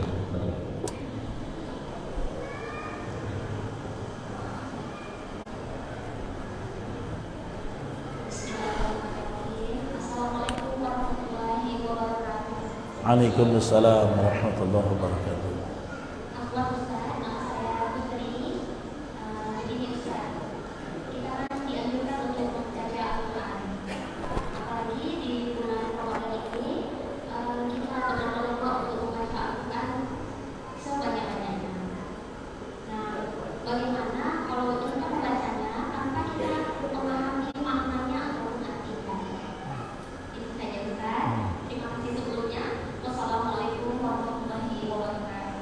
Waalaikumsalam warahmatullahi wabarakatuh.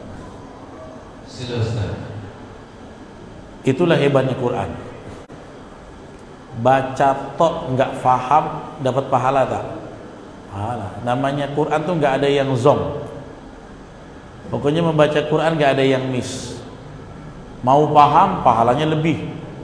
Paham, ngerti, mengamalkan 3 kali lipat. Cuma bunyi aja dapat pahala. Nggak ada yang hina baca Quran. Contohnya, anak kita menghafal Quran, sudah diulang dia 50 kali, 70 kali, nggak hafal juga.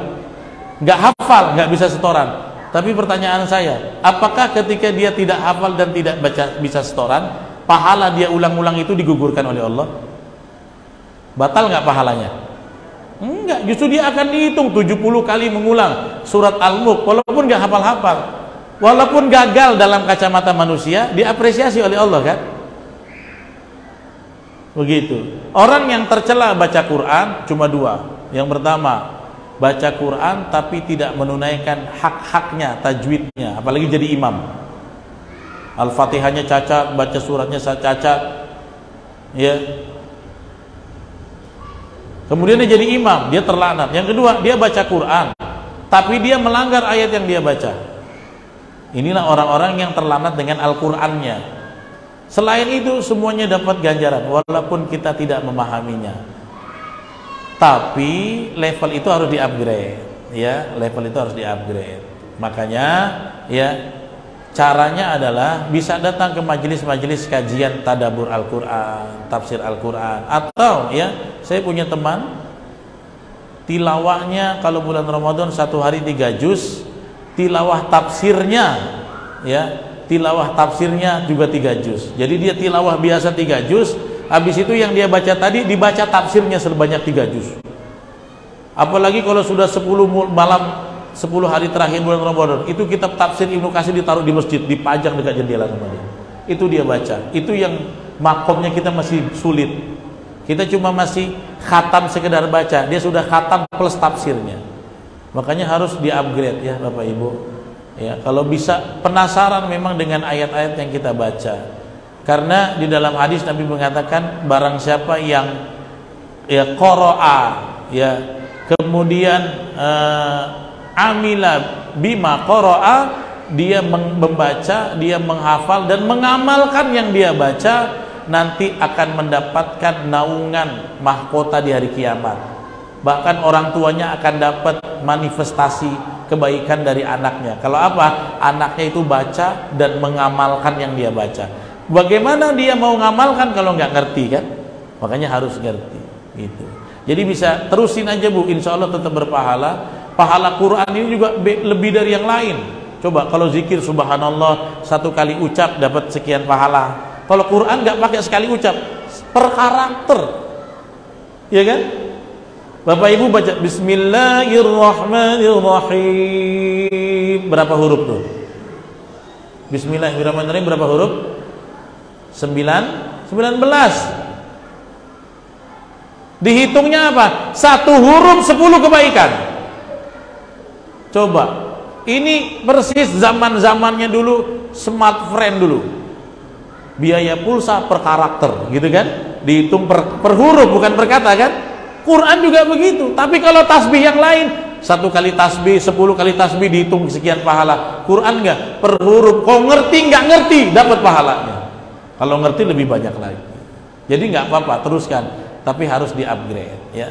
Ibu kalau mau gabung, setiap Jumat subuh bulan Ramadan saya ada kajian tafsir di Masjid Al-Uswa. Silakan datang, bebas. Itu ratusan orang juga yang hadir. Ya. Tapi kalau di bulan Ramadan dia ganti Jumat habis maghrib.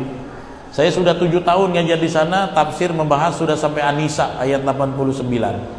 Yang mau gabung silakan gabung. Itu memang kita kaji ayat per ayat, maknanya, tafsirnya, asbabun nuzulnya. Mana tahu ada keluangan, bisa sama-sama kita ambil manfaatnya. Yang lain? Silakan Bapak Ibu. Selanjutnya poin 2 kita sarankan ke Bunda dulu ya. Ya. Masih ada apa?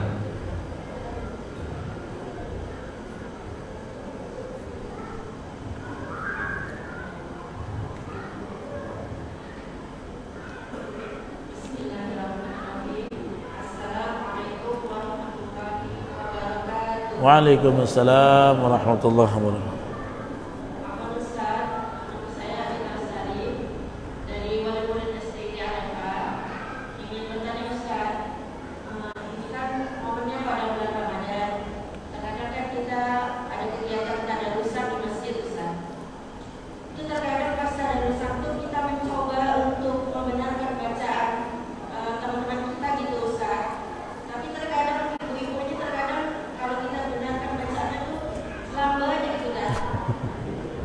Panggil.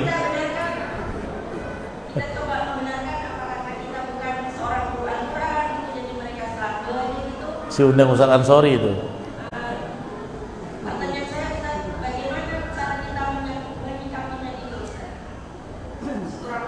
Ya, Pak. Waalaikumsalam. Assalamualaikum. Jadi begini. Ini pernah kita bahas kalau masalah tadarus. Itu kan dari sebuah kata kerja, ya, tadarosa, ya tadarosu, tadarusan. Di dalam ilmu shorof, wazan tafa'ala, ya tafa'alu, tafa'ulan, ini harus ada 2 orang yang saling bersambutan, ya. Kalau bahasanya, ya fahima yafhamu artinya memahami. Kalau tafahama ya tafahamu tafahuman. 2 orang harus saling paham masing-masing gitu ya kan? Benar Ustaz Noval ya? Ini yang ahli nahwu nih Ustaz Noval dan yang lainnya. Tadarus itu tandanya harus ada yang baca dan ada yang mengajarkan. Makanya hadis tentang Nabi itu dengan Jibril, yudarisu. Itu namanya tadarus. Yang namanya tadarusan, ada yang mengajarkan harus. Kalau yang baca saja tanpa koreksian namanya tilawatan atau qiraatan, qiraah atau tilawah, itu baca. Tapi yang namanya tadarus yang sering dipakai orang-orang Islam di bulan Ramadan, itu artinya harus ada orang yang belajar, yang baca, dan ada orang yang mengajarkannya. Barulah makna tadarus itu tepat. Kalau main selambe aja, tabrak-tabrak kiri kanan depan belakang, sakit telinga tetangga. Betul kan? Ya Ustaz Ansori ya. Kadang ada yang pakai tilawah gitu kan. Sudahlah patah-patah, mikrofon luar pula, sakit telinga gitu bacanya, nadanya entah kemana-mana. Sebenarnya kalau saya jadi pengurus masjid, tilawah itu pakai mic internal dalam aja lah, kan yang baca kita aja. Yang di rumah mungkin ada ibu-ibu yang ngurus anak, baru dia tarawih di rumah ya, kalau gara-gara mic luar dia lagi baca, jadinya sungsang ayatnya, gara-gara di masjid juga baca, kan jadi kesian kan, dia lagi baca wal asr innal insana lafi khusr, tiba-tiba di masjid lagi baca wattini wazzaitun, dia lagi baca innal insana lafi khusr illal ladzina amanu wa amilus solihati falahum ya. Gara-gara di sana lagi baca illal ladzina amanu wa amilus solihati falahum ajrun ghairu mamnun. Harusnya begitu ya. Ini materi hanya bisa disampaikan di pelatihan manajemen masjid, mungkin cukup sekota Tanjung Pinang. Ya, kalau dibilang syiar, ya syiar itu mungkin yang ada, makanya kemarin sempat ada pengaturan jamnya. Nah, caranya gimana Ibu supaya bisa berjalan makna tadarus, ada yang baca, ada yang koreksi. Setiap mau mulai panitia Ramadan ditunjuk koordinator. Jadi harus ada koordinator. Jangan main spontan, tiba-tiba yang paling pandai ngoreksi, dia nggak mau. Kadang-kadang gengsi. Betul tidak? Jadi panitia Ramadan, ya saya lihat di beberapa masjid termasuk Al-Uswah ini, setiap halakoh ada mentornya. Mentornya pakai mic sendiri. Mereka pakai mic wireless masing-masing. Di banyak halakohnya gitu kan. Nanti setiap ini ada koordinatornya. Jadi ketika oke, ini halakoh tadarusannya ya, ini halakoh yang ini, koordinatornya ini. Kalau ada yang salah dikoreksi. Jadi begitu, jangan spontan. Kadang apa? Kalau kita tiba-tiba ngaji bersama, kita yang pandai nyeletuk, orang itu belum tentu mau dikoreksi. Caranya gimana? Jadi nanti pengurus masjid yang bikin. Ini tadarusan ibu-ibu, ibu sebagai koordinator ya. Nanti ibu-ibu kalau ada yang salah, baca harokatnya, panjang pendeknya diluruskan. Jadi nggak sekedar baca laju-laju, tapi membaca dengan perbaikan yang benar. Jadi caranya begitu, harus ditunjuk koordinator. Ibu sudah ditunjuk belum koordinatornya? Belum ya, spontan gitu aja ya. Kalau spontan gitu memang susah ya. Jadi memang harus dibikin koordinator. Kalau tidak, nggak ada perbaikan tadarusannya. Coba, kalau tadarusan dimaknai dengan benar, 5 hari baca, sudah hurufnya berapa kali dibenarkan, panjang pendeknya, itu pasti semakin ke hari semakin meningkat kualitasnya itu. Kesalahan-kesalahannya dikoreksi. Sebenarnya belajar Quran kan intinya kalau mau bagus Pak, carilah guru yang ketat yang bisa mengoreksi kesalahan kita. Itu guru tahsin yang paling baik. Ya, saya pernah ada ibu-ibu yang begini, dia punya majelis tahsin, terus bilang sama saya gini, Ustadz, kami alhamdulillah guru ngajinya baik sekali, nggak pernah dia tegur-tegur, nggak pernah dia salah-salahin. Itu bukan guru ngaji, itu pengawal ngaji. Guru ngaji yang baik meluruskan kesalahan. Guru ngaji itu nggak bisa lembek, nggak bisa ya. Guru ngaji itu harus tegas, dia harus punya zauk, dia harus peka terhadap kesalahan bacaan, walaupun tekniknya harus senyum gitu ya. Nah, kurang dengungnya sayang gitu. Jangan bilang kurang dengung kok, bodoh. Nah, ini guru ngaji ngajak kelahi namanya. Tetap kita ngoreksinya pelan-pelan, tolong diulang, tolong diulang gitu.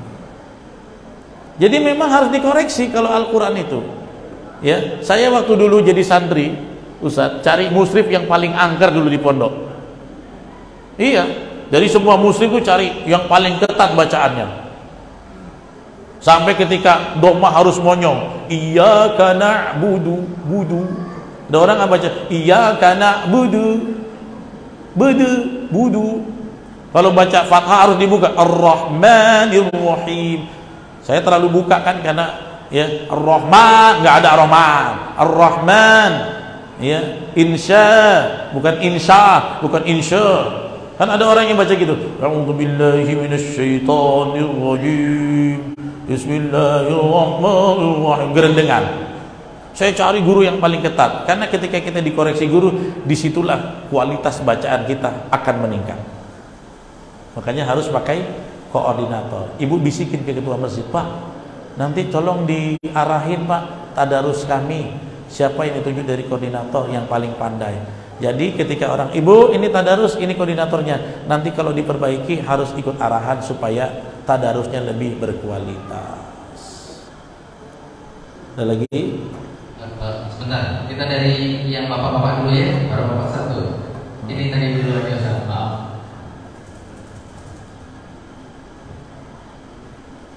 Assalamualaikum warahmatullahi wabarakatuh. Waalaikumsalam. Terima kasih Ustaz untuk waktunya. Di pertanyaan kami pengalaman pribadi, kami pernah ikut seperti imam, kemudian baca Al-Qur'annya di mana Al-Qur'an itu disebut imam, kemudian Arabi itu disebut Ain. Kemudian ada bacaan surahnya yang mesti huruf waw tapi dibaca fa. Ketika kami selesai sholat, kami kunjungi rumah beliau. Kami aja berbicara, kemudian berdiskusi, kemudian hati untuk mendengar bacaan beliau. Kemudian ya beliau bersyukur dan berterima kasih besar. Pas ketika kami ikut lagi, ternyata itu lagi. Apa yang kami tanyakan? Apa yang ikuti sholat bersama beliau itu tersah atau tidak? Terima kasih. Assalamualaikum warahmatullahi wabarakatuh. Waalaikumsalam warahmatullahi wabarakatuh. Iya. Jadi yang pertama, dakwahnya sudah bagus sekali itu. Memang harusnya persuasif, datang ke rumah gitu ya. Ada orang tak senang dengan imam, ditembaknya di rapat pengurus, muka padam, langsung orang tuh minder. Itu tidak bagus. Kita menasihati kesalahan orang, memang harus persuasif. Tadi udah bagus ya. Cuman kadang koreksi ini kalau orang yang bukan dari punya disiplin ilmu Al-Quran, dia nggak bisa dikasih tahu itu. Dia harus dibaca, dikoreksi ulang gitu. Kecuali orang yang memang paham. Dulu saya pernah sama Ustadz Ansori, ingat ya, ada ayat teman kita sesama penghafal Quran tapi salah bacanya di surat Al-Furqan. Ingat nggak? Ya, ada yang walladzina la yad'una ma'allahi ilahan akhar wa la yaqtuluna an-nafsa allati harrama Allahu illa bil haqqi wa la yaznun wa man yaf'al dhalika yalqa athama yudha'af lahu al-'adzabu yawmal qiyamati wa yakhlud fihi, ya kan? Muhana. Ingat nggak antum? Kita jadi makmum, teman kita seorang hafiz jadi imam, tapi hi-nya dipendekin. Antum tegur kan? Ingat nggak? Di Nur Ilahi dulu. Acara kita setoran yang waktu itu ada Ustadz Ibnu Jarir jadi pesertanya kan. Ustadz Ansori tegur sesama penghafal Quran kita kan. Ya, wa yakhlud fihi muhana. Itu kan harusnya jadi matsilah qasiroh ya. Tapi karena dia pakai kaidah ini kan goribah masuknya. Diingatkan oleh Ustadz Ansori, saya ingat tuh.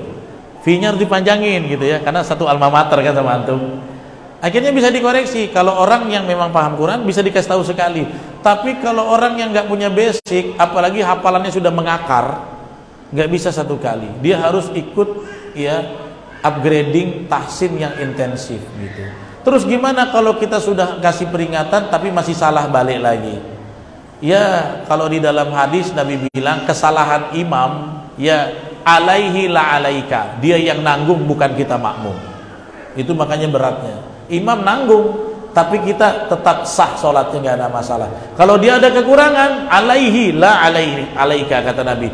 Buat si imam itu nanti tanggungan, bukan buat kamu, karena kamu tanggung cuma ikut, kamu makmum tidak menanggung tentang bacaan imam, tapi imam akan menanggung keabsahan sholat seluruh jamaahnya.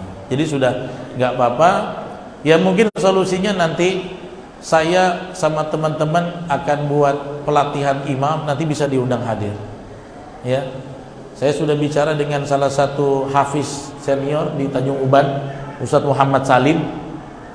Ya, sudah minta beliau, Ustadz nanti kami IKADI mau bikin pelatihan imam sekota, Ustadz jadi pemateri. Saya bilang sama Ustadz Dudui, kita datangkan pematerinya memang juara-juara nasional dan internasional supaya standarnya bagus. Nanti diikutkan aja begitu. Ya, ada lagi? Ada tadi, kita ke awal baru Bapak ya. Habis ini. Bunda ya. Bunda Ali, silakan.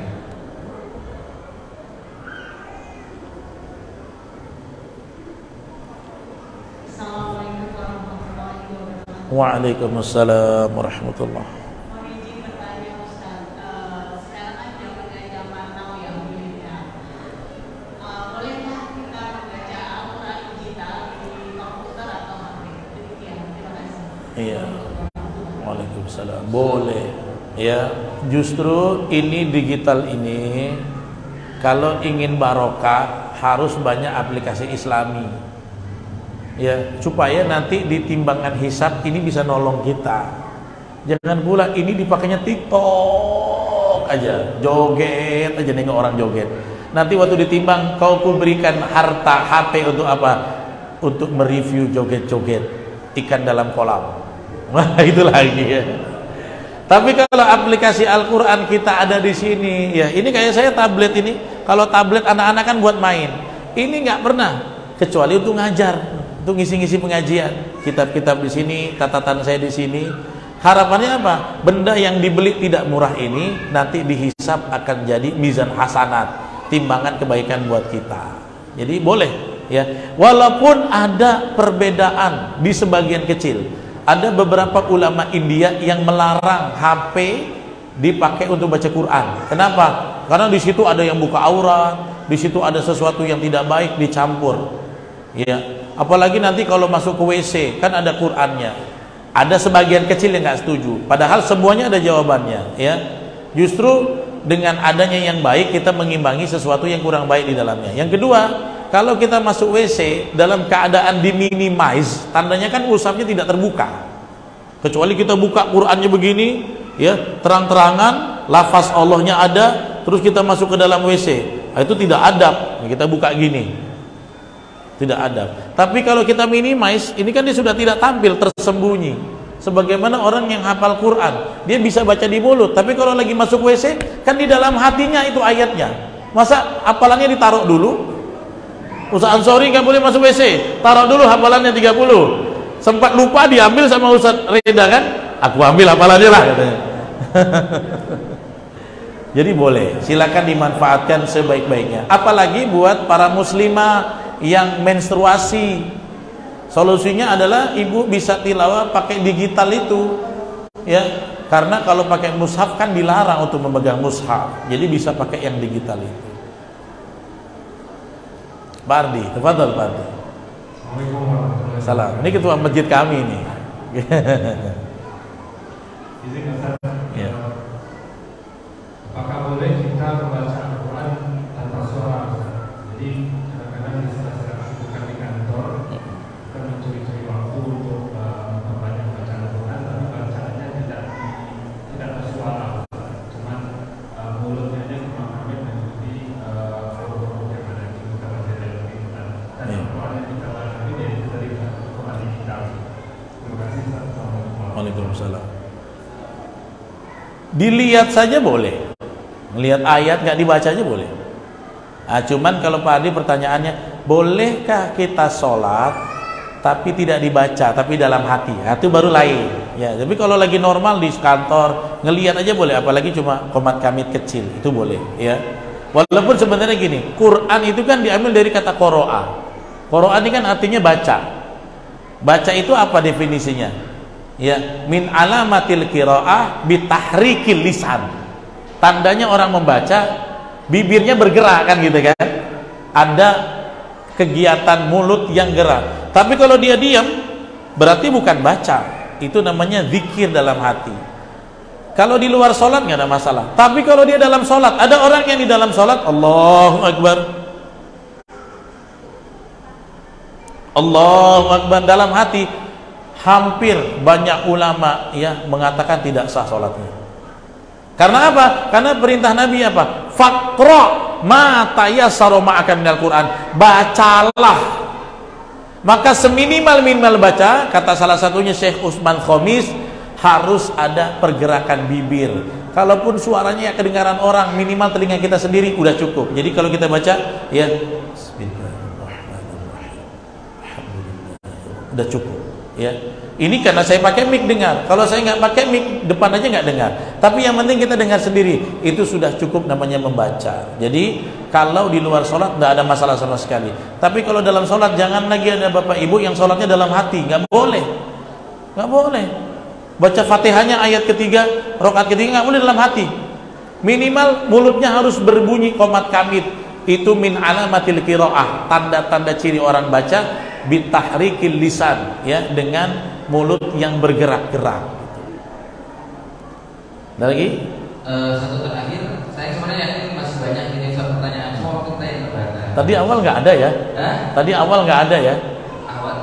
Awal-awal nggak ada yang nanya, dipancing jadi nanya. Gara-gara door prize bukan? Iya. Yang terakhir dari sudut sana. Ya, silakan Ustaz.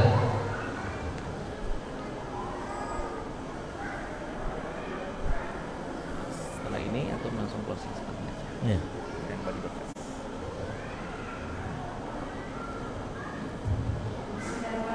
Assalamualaikum warahmatullahi wabarakatuh. Waalaikumsalam. Baik Ustaz, saya izin bertanya. Gini Ustaz, kan dijelaskan dakwah yang paling berat itu yaitu dakwah di dalam keluarga ya Ustaz ya. Jadi gini Ustaz, bagaimana jika ada salah satu anggota keluarga kita itu di hari biasa bahkan di Ramadan saat ini pun tidak juga berubah sholat jarang, puasa tidak, apalagi membaca Al-Quran gitu Ustaz. Dan kita contohkan juga dengan perbuatan masih aja tetap begitu ya Ustaz ya. Nah, bagaimana Ustaz cara kita untuk menegurnya, apalagi misalnya itu orang tua kita. Ya memanglah kita ini sebagai anak ya nggak baik-baik sama gitu lah ya Ustaz. Tapi lalunya tuh membuat kita risau gitu Ustaz.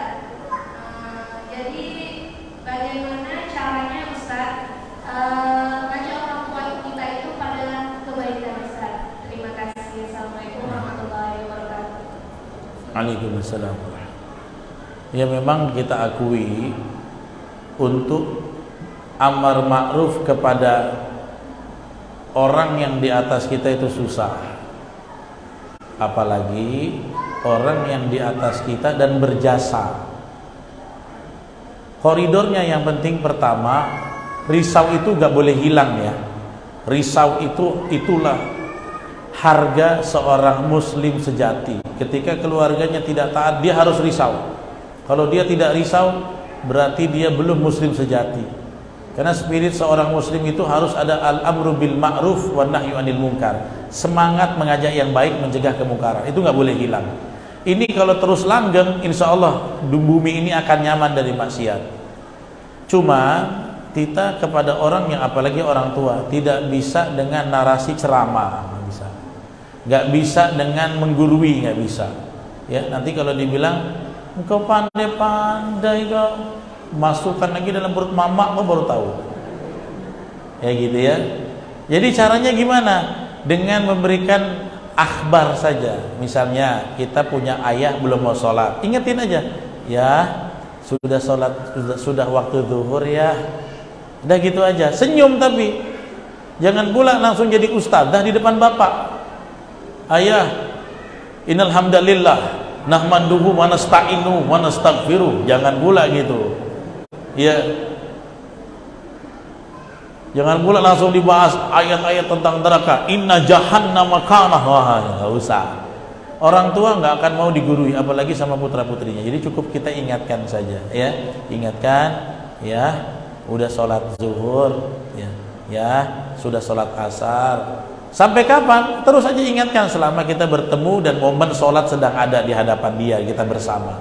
Jadi jangan berhenti. Tapi ingat, orang tua tuh gak mau digurui. Jadi senyum aja, ingatin. Jangan suruh sholat, ingatkan waktu sholat. Kemudian yang kedua, yang ketiga ada strategi lain. Bagaimana? bikin acara, buka bersama di rumah, di resto, undang ustadz. Kemudian nanti kasih motivasi. Nggak mesti Ustadz Riza, ya mesti saya. Walaupun kalau di resto boleh lah. Enggak lah ya, enggak ya. Jadi bikin, kadang-kadang kita bisa menasihati orang, tapi kalau untuk orang internal berat, maka kita pinjam sounding dari orang lain, corong orang lain. Ya, kita kan dakwah butuh modal, Ustaz. Tapi kan kita buka bersama, saya ngeluarin lah 300.000, nggak apa-apa. Yang penting titip pesan, Ustaz, tolong motivasi tentang ibadah buat kami sekeluarga. Ya, jadi si Ustaz itu nanti akan berbicara tentang secara global. Ya, dan kita doakan mudah-mudahan hidayah itu masuk ke dalam hati mereka. Jadi caranya banyak. Ya, saya pernah punya saudara, saya risau dia nggak mau berjilbab. Saya kasih buku tentang jilbab, disembunyiin dia bukunya, nggak mau dibuka dia. Gimana caranya? Dibeliin jilbab, cuma jadi pajangan lemari. Akhirnya gimana? Ya udahlah, ini mesti pakai lisan orang lain. Akhirnya saya rayu-rayu supaya dia mau ikut halakoh, ikut liko. Ya, ini ada kerabat dekat lah.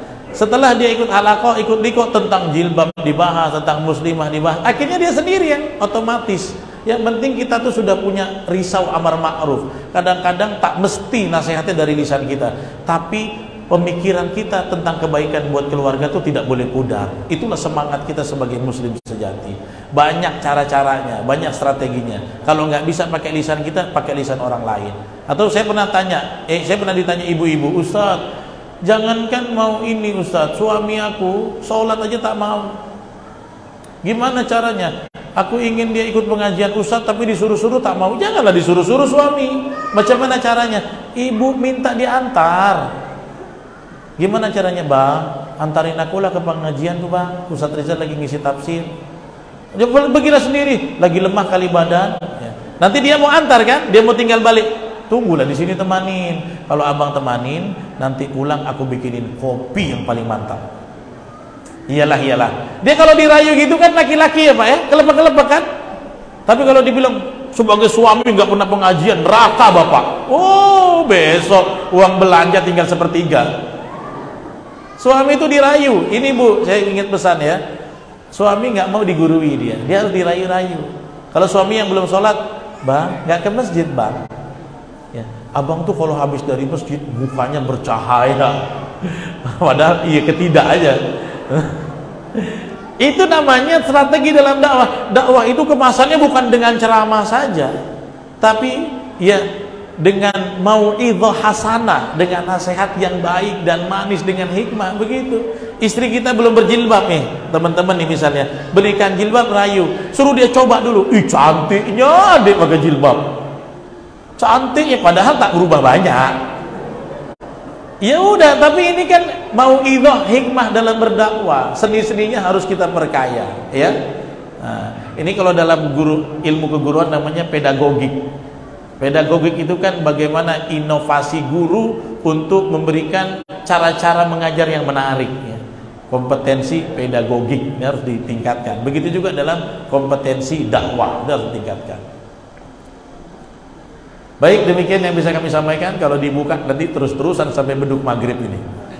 Ya, kesian nanti door prize-nya nggak dibagi-bagi. Kurang lebih saya mohon maaf. Saya doakan Bapak Ibu panjang umur, sehat selalu dalam amal ibadah, kemudian diberikan Ramadan yang sukses dan gemilang. Aqulu qauli hadza wa billahi taufiq wal hidayah. Wassalamualaikum warahmatullahi wabarakatuh. Waalaikumsalam warahmatullahi wabarakatuh.